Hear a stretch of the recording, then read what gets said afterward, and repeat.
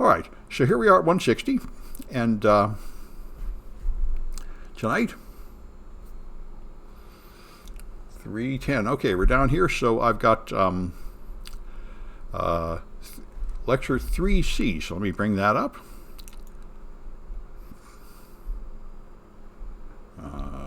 There it is. Okay, file.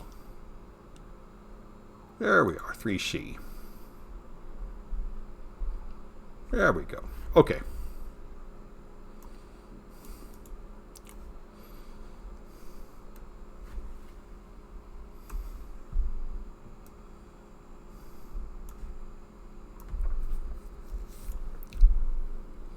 All right. Guess that'll do. So, I broke this into 4 pieces. We're now on the 3rd piece, which is more of the risk management life cycle. So you got to identify your assets. This is actually a fun thing. I've read people talk about this. When you go to a company to do like a security audit or help them straighten out their security problems, the first thing you ask them is, what is your important asset, like the data you care about, and where is it? How many copies are there? What server is it on? What hard drive is it on? And they usually do not know at all. It's in people's Dropbox, it's in the home laptops, it's in people's phones, it's all over the place. So, you know, that's an issue. So you got hardware assets, of course, like servers and hardware and printers and such. And often people don't keep good track of these. When you get over the early stages of a company where you don't even keep track of what you have, then you usually use asset tracking software, which might scan your network to find out what's there, and then you can move up to actually making sure that everything has the right patches and so on. These things might help if they're actually maintained and kept up to date. I know I heard of one major company where they had so much trouble keeping their network diagram up to date, they adopted an official policy that there is no network diagram and you just have to do a physical inspection every time you want to change anything on the network because it's too much bother to keep the diagram up to date. But most people do not accept that. They gradually move to having an accurate list of all your stuff. So you got to identify your hardware, your value, and your security classification, an asset group, and each asset of every kind, including physical assets, has an owner, which is the person responsible for taking care of it and making sure that it's not getting stolen and other things, and then a custodian, who is the person that does the routine work that the owner tells them to do, like putting on patches, repairing the broken things and such. So the custodian performs the day-to-day tasks, but the owner is the manager that has the responsibility for making sure that this asset is being properly taken care of. So you do a physical inventory, you go and make sure that these physical things are still where they should be, they haven't been stolen or moved or missing somehow. And all right, then you got your software assets. So there's information like your customer information, your private intellectual property, like your product designs, your business procedures, and your virtual assets, like the servers you leased at Amazon and other cloud services. Those are assets. You're using them. You don't exactly own them, but you are using them. They're part of your company. And then you've got, all right, here's these, like many, these cloud-based assets are held by another company, but they are part of your company. And that's why people use these cloud access security brokers are a way to have a record of what those machines are doing and some control over how they're used. So then you have virtual assets.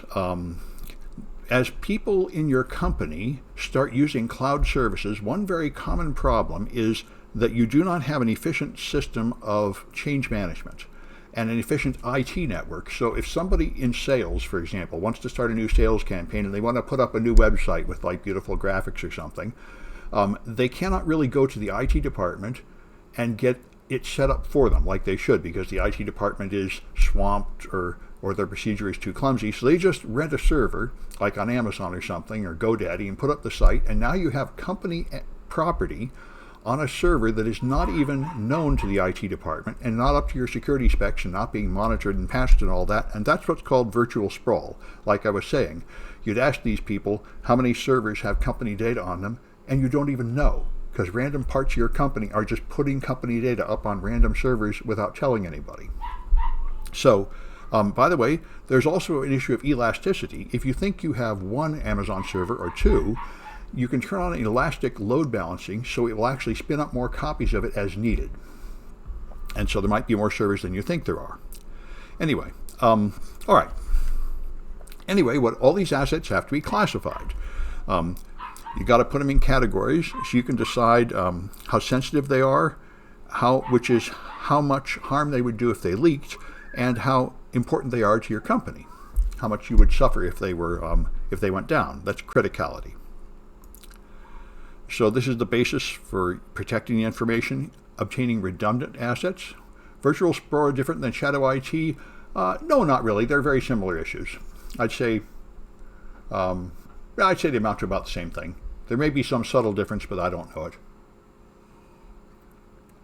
I think shadow IT can exist without using cloud services, but it amounts to the same thing. People doing their own IT work without going through the official IT department, so it is not necessarily up to standards. Like people buy their own router and just plug it in to get more Wi-Fi in their office. Another kind of thing that would happen if you don't have a proper change management system, which is very common at companies, that the IT department is just swamped and overwhelmed. All right, and then you got business continuity planning. This is how you plan to survive a disaster, like a building burning down or a ransomware outbreak, and management of who's allowed to get at them, who's allowed to use these assets. So the best technique is to classify your information assets, then classify the systems, and consider everything, including data that's not like simply in a database, but other kinds of data like just a pile of documents, and other data outside your official approved systems. And this is why it's a whole lot better if, for example, you can make sure that everybody uses the official email server and they don't use other email accounts for company business, and so on. And by the way, you'll discover how bad this is when you try to recover from some kind of incident like ransomware outbreak or just some kind of server crash, and you need to know what was on that server.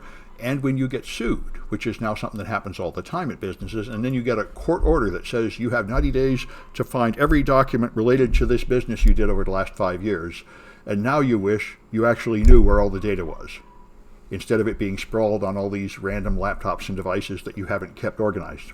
So the bigger, more professional companies get more and more organized like this, so they can deal with these issues.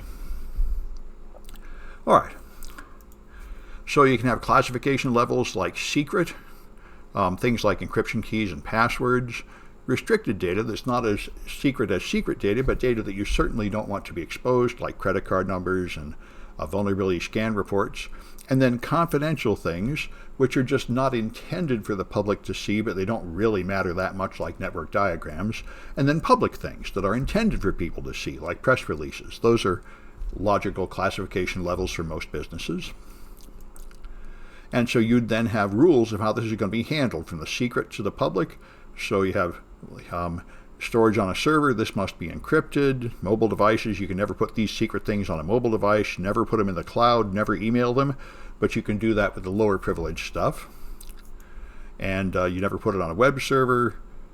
You can only use certain kind of fax. You can only take hard copies containing the secret stuff and have it locked up in a secure place, and so on. This is what you should have, rules for this and how you're going to get rid of it. When it's time to get rid of it, shred it, no restrictions for the public stuff, and so on. And soft copy destruction. Remember, there are ways to erase data off a server.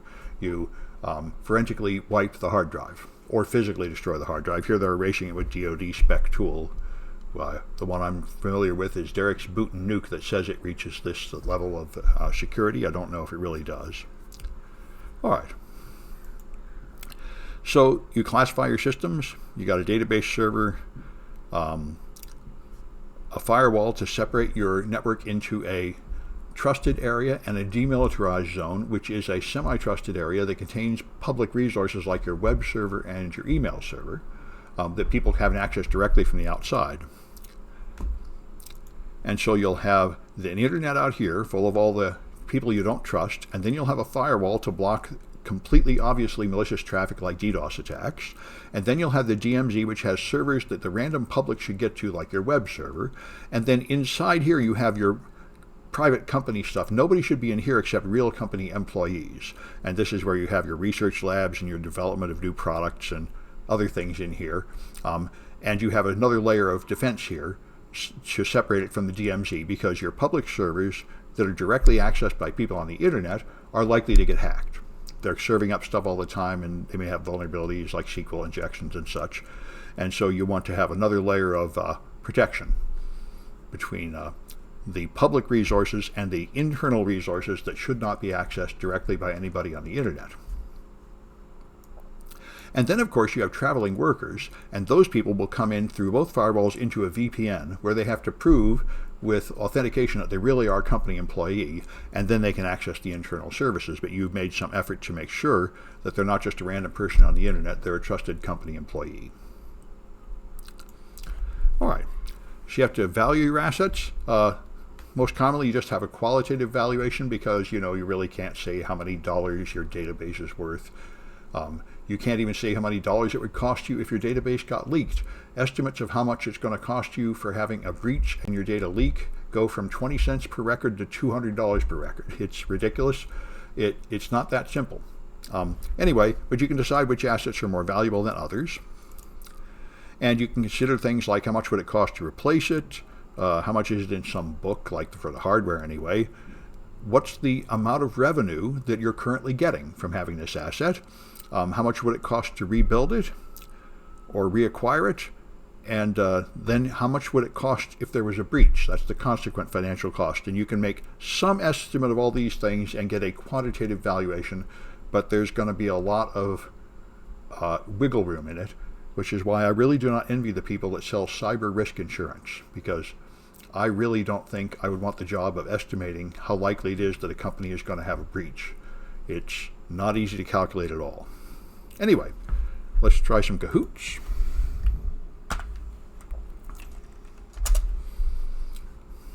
And I'm looking for 3C1, okay?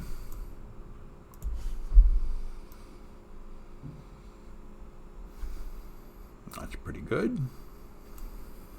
And that's pretty good. Okay.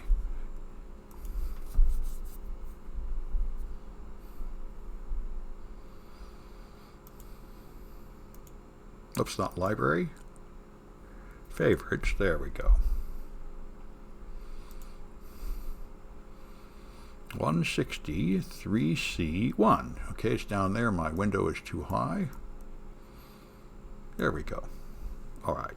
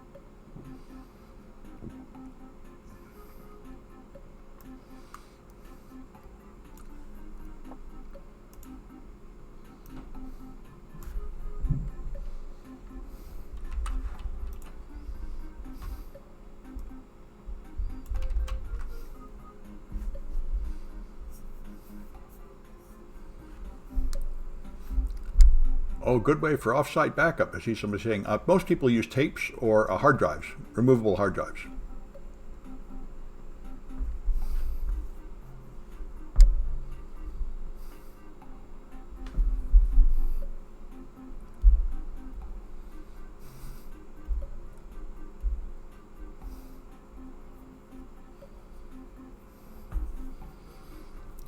Well, it might get really easy to win if we only have 4 competitors. I'll give it another few seconds.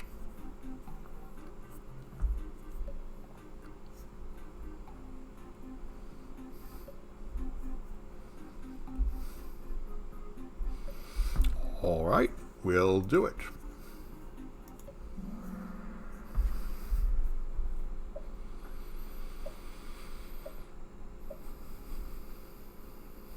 All right, so which one might automatically be created through elasticity?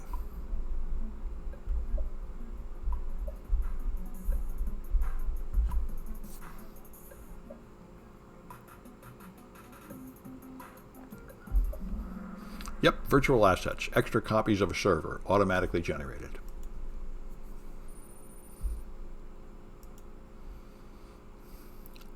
All right, how do you discover hardware theft?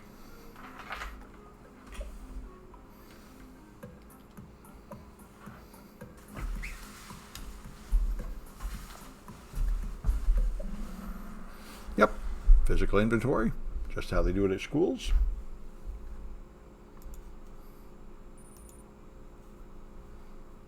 All right, the cost of a breach.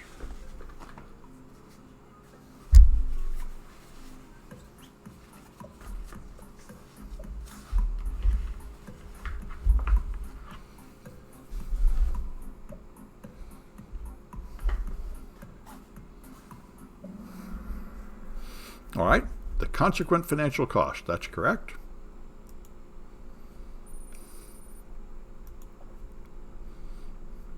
And the revenue generation of an asset.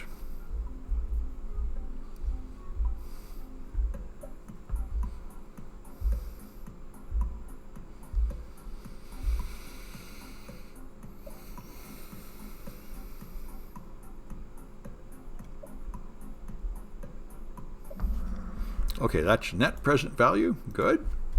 All right. All right.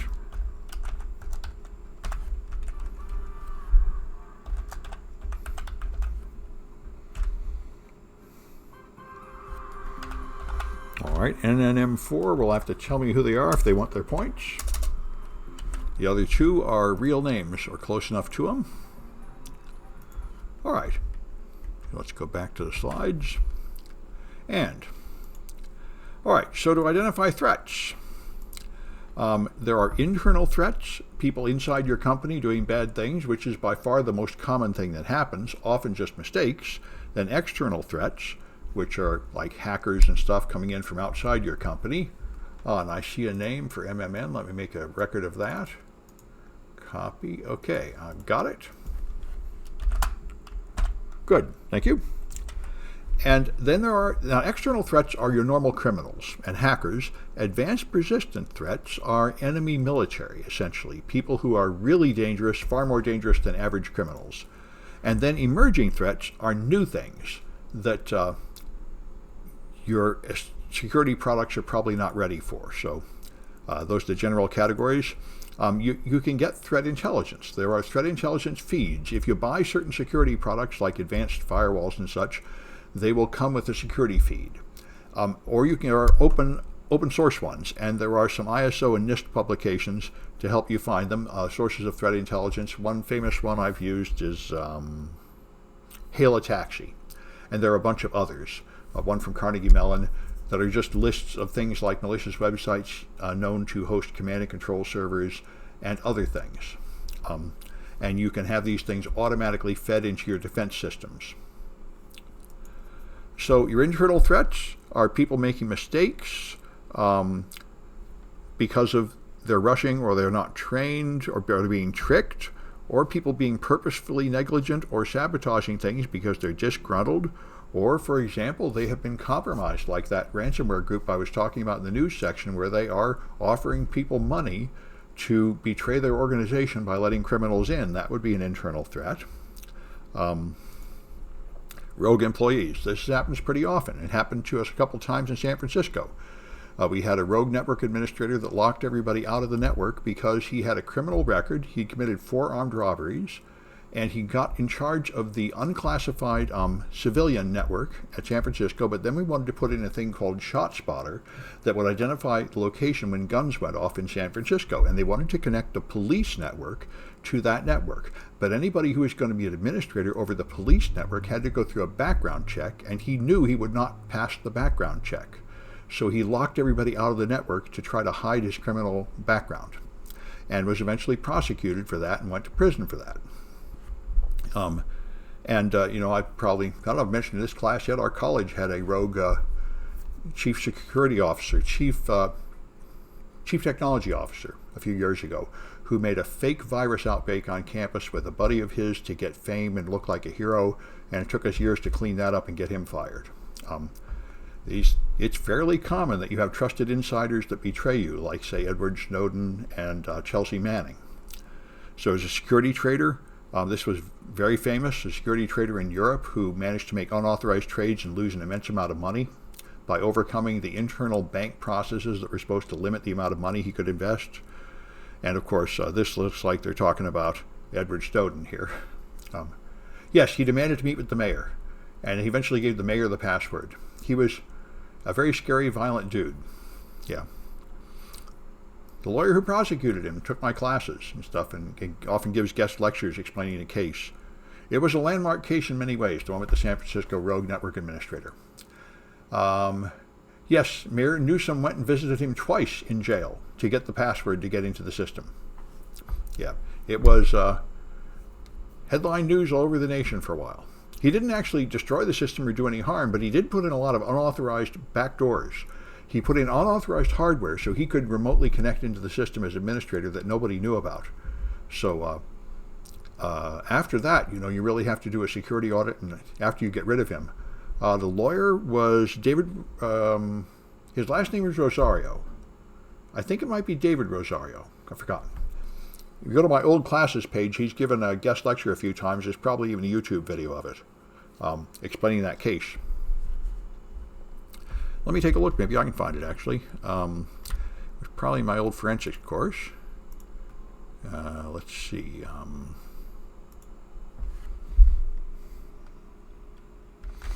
Let me give it a try. Yep, Conrad Del Rosario. That's him. He gave a talk here. I don't seem to have a video of it. That was in 2016. And here's another one. Yes, I don't have videos of him, but at least 3 times he gave talks in my class about this. Looks like 4 times. Yeah, but I guess I didn't get him recorded. I think that's right. I mean, he doesn't like being photographed or recorded, which is true for law enforcement people because they're targets of criminals. Yeah, he had a CCIE and he knew stuff that was beyond the CCIE. I mean, this is a fairly common problem in this business. The network administrator was very technically smart. He was just crazy. And that's a very common problem in this business, that your very technically smart people are disloyal, disgruntled, drug addicts, hard to manage. It's a huge problem in management. Basically, I spend all my life dealing with this. There are crazy hacker types that are very valuable, but managing them is very difficult. They don't show up on time. They don't obey the rules. It's a problem. You need them, but it's like herding cats. You have to be very patient, and you cannot control them too much. It's an art.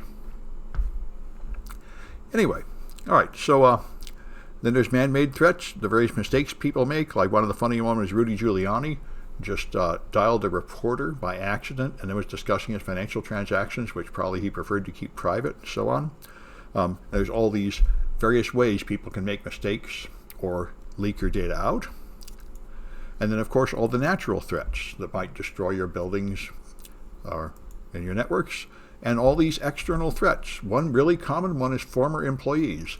I remember there was a case a few years ago where they fired the network administrator, and the network administrator immediately drove to McDonald's, bought a hamburger with a credit card, logged on the network from McDonald's, and deleted all their cloud servers. And then tried to deny it later, but they had, the credit card at the McDonald's, the IP address at the McDonald's. He was toast, It's very common that your former employees come back in. Are zero-days attacks considered emerging threats? I think logically they should be, yes. Although typically people, there's a thing called the emerging threats data feed. And those things are no longer 0 days at that point. So I think the more common use of emerging threats is things that are new but known. 0 days are things that are not known, and you can't find them in any feed. Sexy corporate spies. Well, I haven't heard of the sexy corporate spies. Certainly are sexy government spies. The Russians have frequently sent sexy women to seduce generals and politicians in Washington. They're doing that all the time. I guess corporations might do it too. I don't know. Anyway, all these people, as you can see, are external threats. And if you are critical national infrastructure or the military or the government, then you're going to be attacked by government agencies and such. And yep, very common in corporation too. Yes, I imagine. All right, and so they have a lot of motivations. Your competitors might be hacking into you to steal your stuff or to just take down your services so that they'll buy the other product, and espionage, monetary gain, revenge, and all that. There are many possible motivations of your threat actors that come in.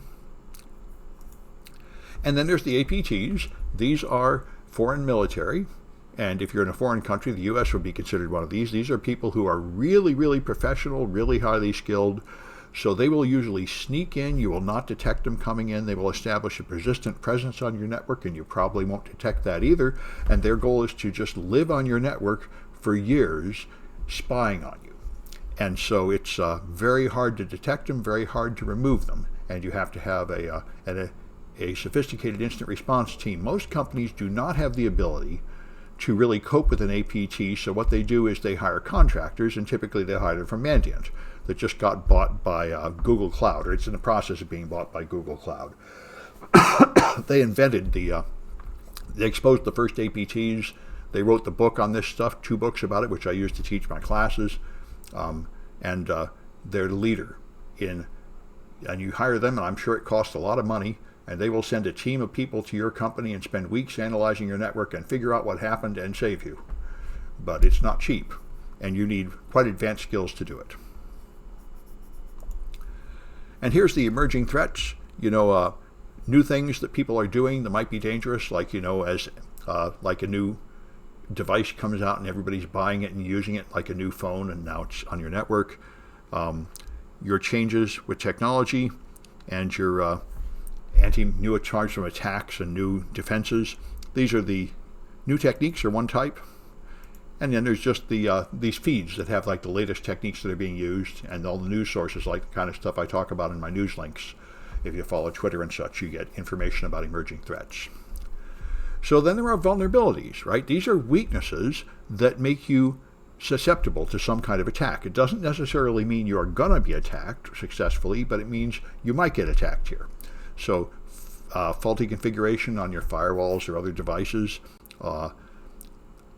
unpatched weaknesses like default passwords left on devices, undisclosed, unpatched weakness. This is very hard, right? If there's a weakness in your device, but it has not even been published and there's no patch available, like it's undiscovered or undisclosed, then really how do you protect yourself? And the answer is defense in depth. So you might have a Windows operating system, and there might be a flaw in Windows that no one has announced yet, and there is no patch, but you might have antivirus running that will stop some attacks, and you might have a firewall outside that, an intrusion detection system, and so on, and those other things might stop the attack before it comes in, or you might have your network properly segmented so the laptop with the vulnerable operating system is not connected to important data. There are other barriers. You have a segmented network, so even if one device is compromised, there are barriers to prevent them from getting too far through your network before they hit another barrier.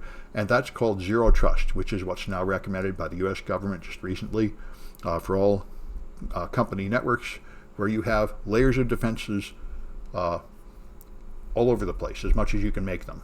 So you consider the possibility that every device might be compromised. You don't trust it completely. That's the goal of zero trust. The entire industry is still going through a sort of shaking down and deciding exactly how to implement that zero trust. In a lot of cases, people implement it in a way that isn't doing any good yet, but that's our goal, is to get to the point where you can lower the amount of times that you assume the device making a request is trusted, and instead have tests to see if it appears to be suspicious.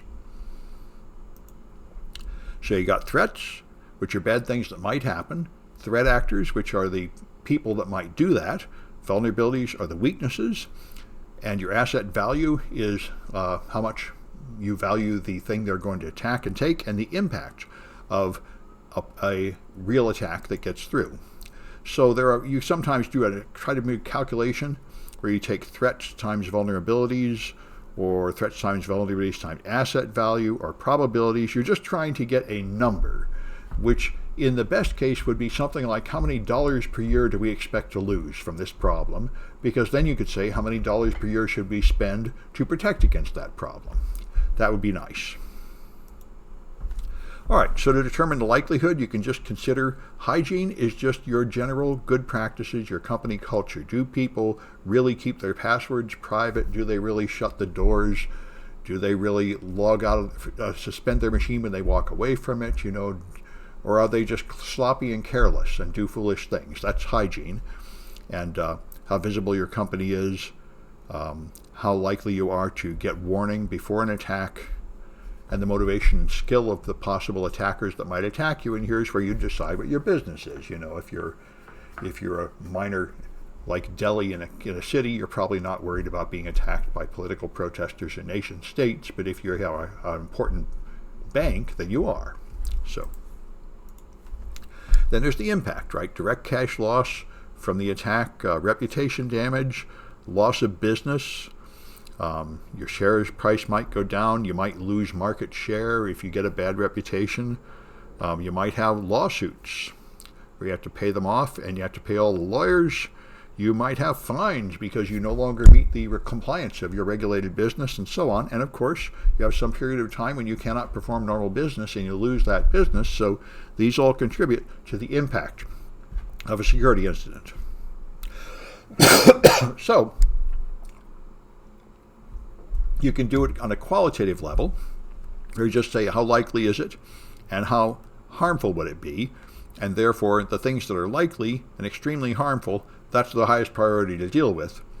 And you can then move down to this extreme, medium, low, and insignificant risk. This helps you prioritize what part of your risk you should try to treat first. All right, so here's parts of your asset. You got the value of the asset you're trying to protect, possible threat scenarios, ways people might come in, the probability of those scenarios, and the vulnerabilities, and then your existing controls, and then the impact. These are all things you consider when deciding what threats you want to deal with. So you can gather information by interviewing people that are responsible for business processes, developers, security personnel, your records of previous security incidents, and incidents in other organizations to compare with yours, and prior risk assessments. These are ways you can get enough information to try to estimate how serious a risk is and what you want to do about it. So a qualitative risk analysis will just sort from higher to lower. You can have a scale from 1 to 5, and if you're really the highest, most valuable risk assessment would actually be an actual cost. So many dollars per incident or dollars per year we expect to lose from this problem, but it's probably never going to be much more than an estimate. So here's quantitative risk analysis. You have an asset value in dollars. Exposure factor is how much of the asset value would be lost if the attack happened.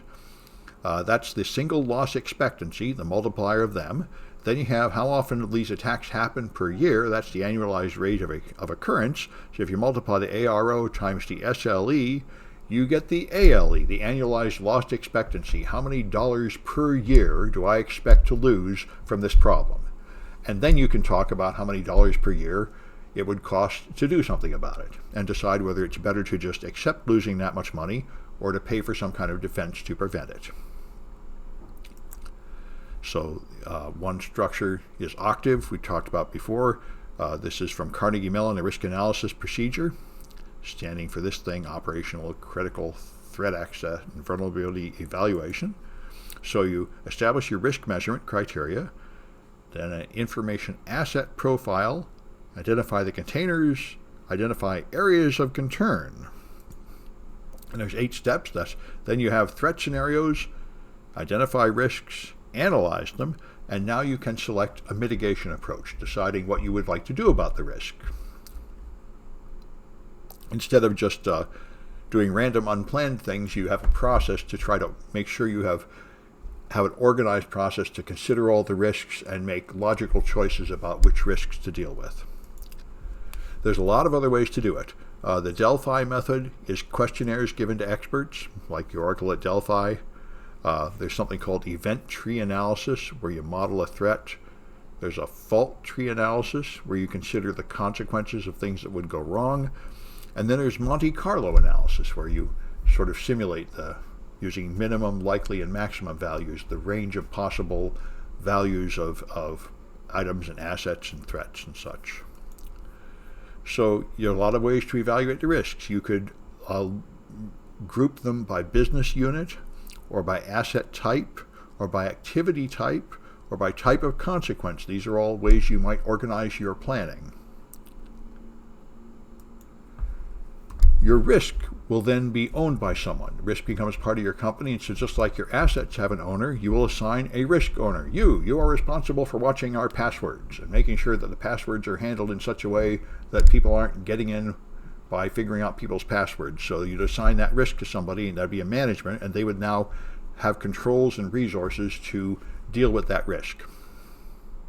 And they would then be accountable if it turns out that you have a threat realized from that channel. Then you would go to that person and say, what did you do to prevent that threat, and were you really doing the right thing to prevent that threat? They'd be the manager responsible for that. So here's the risk treatments you got. Risk acceptance is where you just let the bad thing happen. You decide it would just cost more money to prevent than it's going to cost to just accept it. Risk mitigation is where you prevent this risk somehow with a technical control, a business policy, or something. You do something to lower the risk. Risk avoidance is where you stop doing that part of the business, so you will no longer have that risk. Like we just observed in the last 2 weeks, a bunch of companies like Coca-Cola and all the major banks have decided, doing business in Russia is just too dangerous right now. We are just going to stop doing business in Russia. That's risk avoidance. You just cut off the part of your business, and you don't do that business anymore. McDonald's really was reluctant to do this. They were slow to do it because they've spent the last 10 years developing a big branch in Russia, and it's a lot of their money, and it's a lot of their investment. They really worked hard to develop a McDonald's in Russia. It's popular there, and now they have at least temporarily abandoned it all, which is a major blow to the company. But, it's really no longer possible for an American company to have a branch in Russia, not right now. So they're all doing risk avoidance by just getting out of Russia.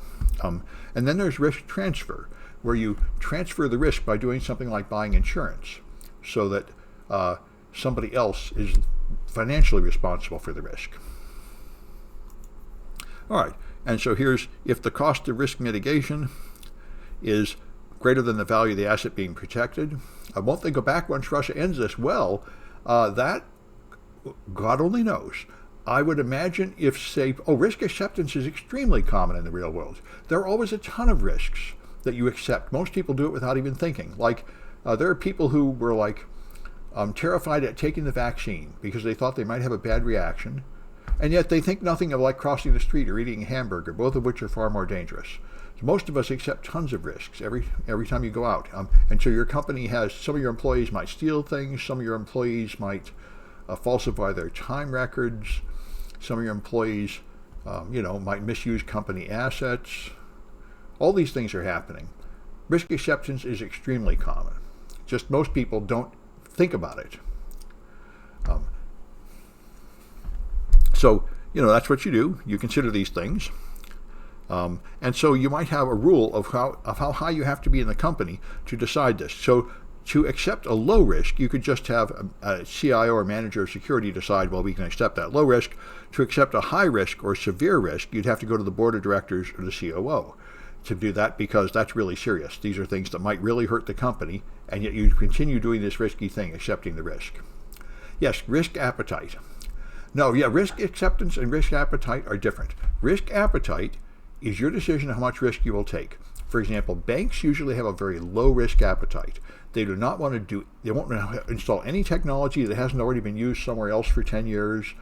They want to have very repeatable, reliable processes because they really don't want security incidents. Whereas Facebook, they have painted on the wall, move fast and break things. They say, just come up with ideas, bring out new things. They have a high risk appetite. Facebook is very willing to have you do something which turns out to be bad and has to be undone. They think that's perfectly fine because what they really want is new exciting features getting out there as fast as possible. And they really don't care about some negative consequences on the way. So that's a high risk appetite. Risk acceptance is a somewhat different issue. Even if you have a high risk appetite, there are some risks that you will not accept because they're too dangerous to the company. There's some risks you are mitigating. So we'll see this. Risk acceptance means you let the bad thing happen and don't even try to stop it. Now, so if you do decide to accept a risk, then you may have to revisit this as time goes by because something that you previously decided was okay may have changed how dangerous it is, and you might decide that you do want to mitigate it after all.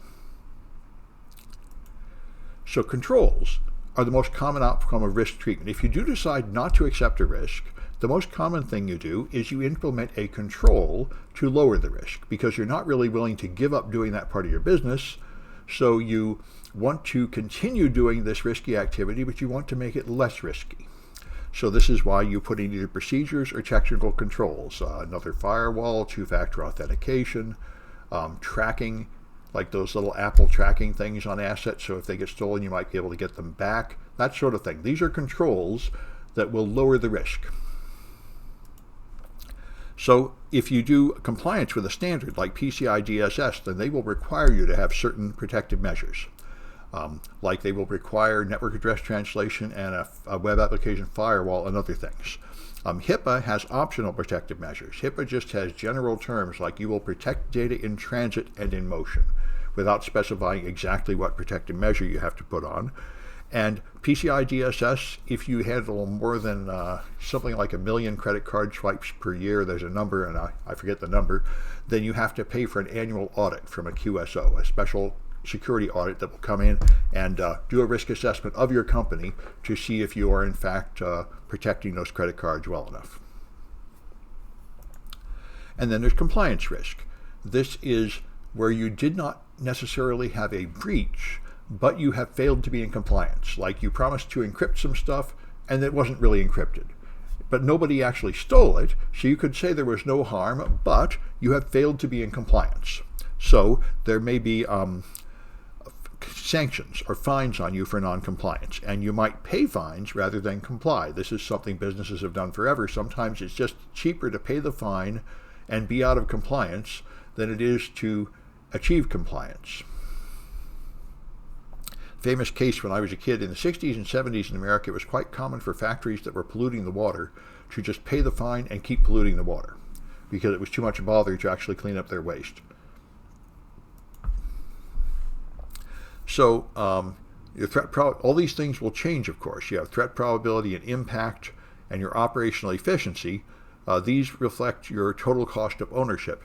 This is an issue I hear mostly in Microsoft product brochures for more than a decade, because people say we could use Linux and OpenOffice and it would be free. But of course, then your employees have trouble using it. It's not really compatible with your business partners, and there are other problems that come with it. And what Microsoft would always say is, if you pay for Microsoft software, it will actually have a lower total cost of ownership if you consider maintaining it and training your staff and whether the quality of the output is good enough to satisfy the other businesses you work with and such. That's the issue of total cost of ownership. That's why one thing that if you work at a college, there's always old broken equipment that's been abandoned by business that we're using and never any money to buy anything much. And if you go to business, they always have the best equipment because it turns out that hardware is really cheap compared to trained high quality workers. So making your workers use some old, slow, broken machine is useless. You very often get new ones all the time because the hardware is really a small expense. Once you're in business, you actually have money coming in. So it's the kind of issue of total cost of ownership. It would be more expensive to make your employees keep using an old, slow machine and waste their time than it would be to pay for a better machine, and now they can get more work done more efficiently. All right, so here's issues of total cost of ownership: the price of acquiring whatever you're considering, like laptops, then deploying and implementing it so it's ready to go, then maintenance, testing, compliance monitoring, how efficient it is, at performing the business processes, training your staff, and decommissioning it at the end of life. All this stuff is included in the total cost of ownership. And, you know, the only thing about Linux is it's free to get in the first place. But some of these other things are more expensive, so almost every business just pays Microsoft and gets the official stuff. All right. So let's take a look at another Kahoot, which is 3C2, and there it is.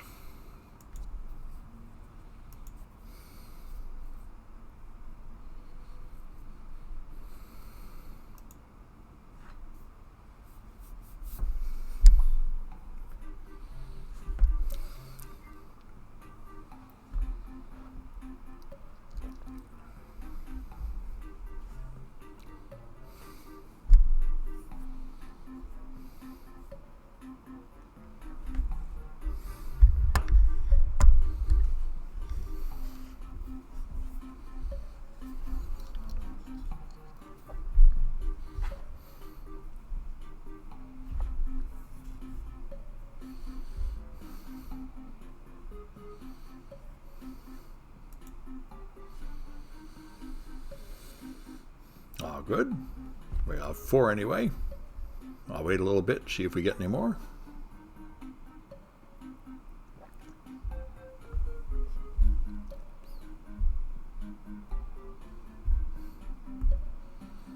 All right. Looks like that's it.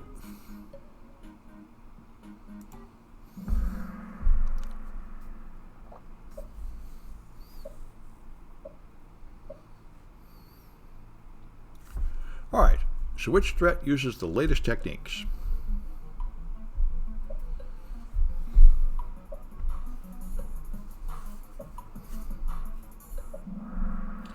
Oh, good. It's the emerging threat. Now, I thought somebody might pick APT. This is actually one thing about APTs that's kind of nasty. An advanced persistent threat actor does not necessarily use the latest techniques or 0 days or anything. What they do is they assess your skill and they use an attack appropriate to your skill. They don't risk using a 0 day on a company that doesn't need it. You know, so they don't always use the most advanced technique. They just are intelligent. They use the correct technique to get through your defenses. Anyway, emerging threats are the latest ones. All right.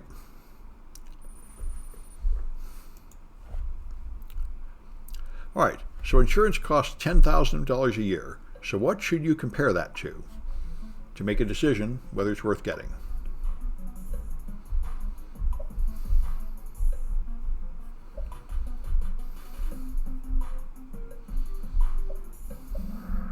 The annual loss expectancy.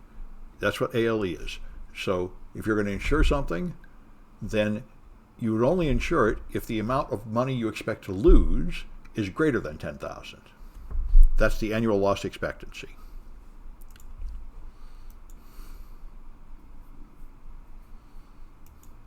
All right. So which one uses questionnaires given to experts?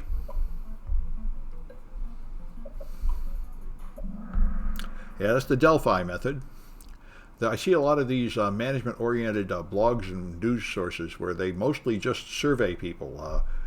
How much do you expect to invest in the cloud? What are the new technologies that are coming out? They do a lot of this.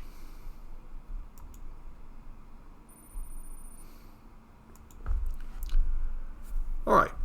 All the expenses resulting from purchase.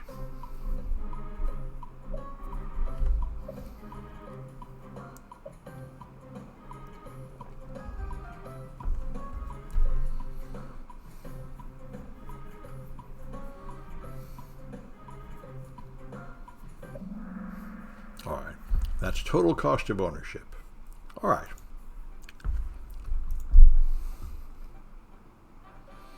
All right. All right.